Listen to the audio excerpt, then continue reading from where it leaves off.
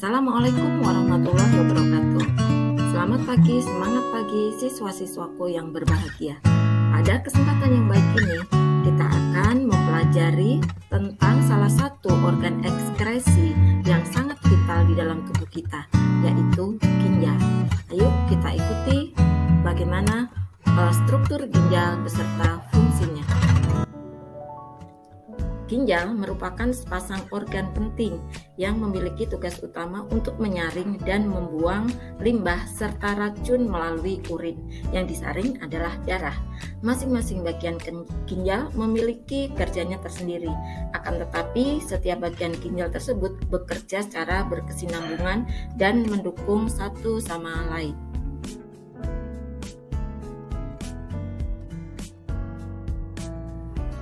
Ginjal adalah organ tubuh yang berbentuk seperti kacang dengan panjang sekitar 10-12 cm, seukuran kepalan tangan, letaknya di bawah tulang rusuk bagian belakang dan dekat bagian tengah punggung pada kedua sisi tulang belakang.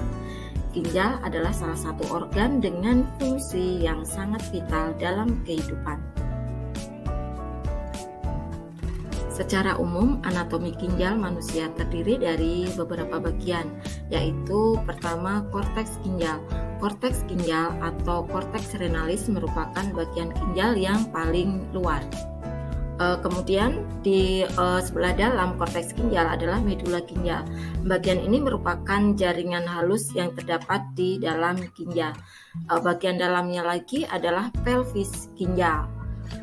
Kemudian bagian yang keempat yang menyusun struktur ginjal yang terkecil adalah nefron. Baiklah, kita ikuti seperti apakah nefron yang sebetulnya merupakan komponen paling penting dalam memfiltrasi darah.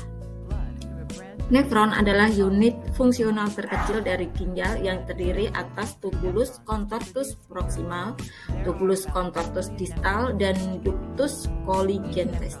Masing-masing ginjal manusia terdiri dari kurang lebih 1 juta nefron. Masing-masing dari nefron tersebut mampu membentuk urin.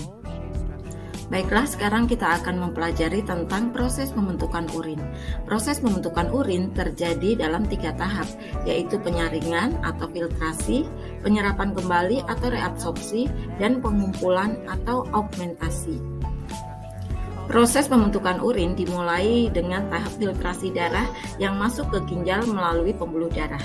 Tahapan penyaringan terjadi di badan Malpighi, yaitu bagian nefron ginjal yang terdiri atas glomerulus dan capsula Bowman.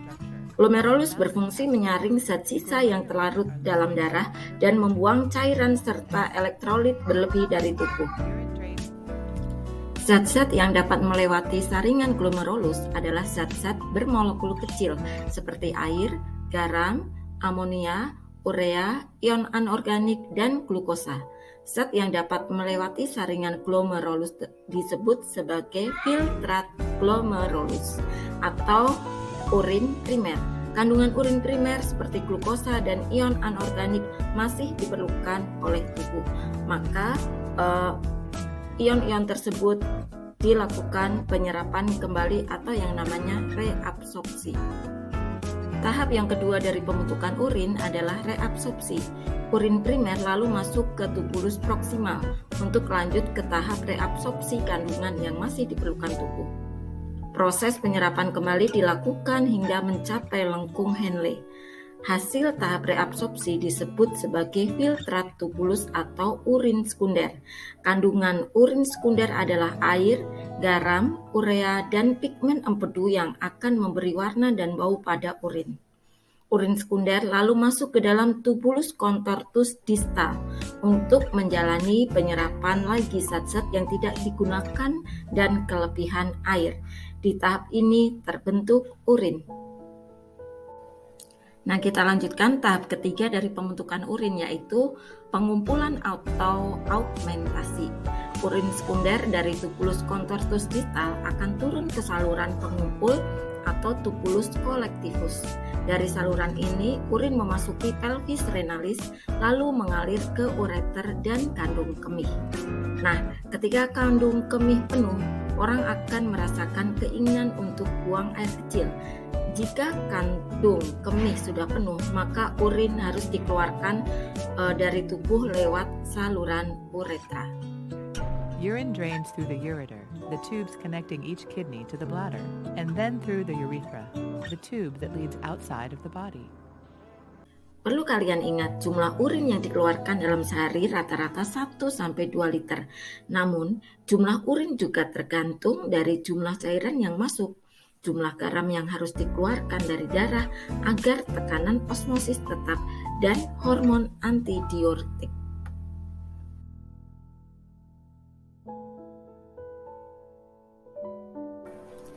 Siswa-siswaku, kita harus bersyukur bahwa kita memiliki ginjal yang sehat. Coba kalian bayangkan apabila ginjal kalian tidak sehat. Contohnya, ketika terjadi pembentukan batu ginjal di dalam ginjal kalian. Batu ginjal yang muncul itu karena limbah yang berada di dalam darah membentuk kristal dan menumpuk di bagian ginjal. Zat kimia yang bisa membentuk batu ginjal dan menyumbat saluran ginjal adalah asam oksalat dan kalsium. Seiring berjalannya waktu, kedua zat tersebut bisa semakin keras sehingga seperti batu dan akan mengganggu sistem pembentukan urin di dalam tubuh kita. Nah, itu perlunya kita bersyukur dengan cara menjaga kesehatan ginjal kita. Salah satu di antaranya adalah dengan memperbanyak minum air putih. Alhamdulillah, hari ini kita sudah belajar tentang struktur dan fungsi ginjal dan proses pembentukan urin. Nah, bagaimana cara menjaga kesehatan ginjal? Pertama adalah mengkonsumsi makanan sehat dan bergizi. Yang kedua, minum air putih yang cukup. Ketiga, menjaga tekanan darah agar tetap stabil. Keempat, berhenti merokok dan hindari konsumsi alkohol. Yang kelima, melakukan diet untuk menjaga berat badan dan mengkonsumsi obat dan suplemen sesuai dengan aturan serta anjuran dokter. Terima kasih untuk pembelajaran hari ini. Salam sehat bagi kita semua. Assalamualaikum warahmatullahi wabarakatuh.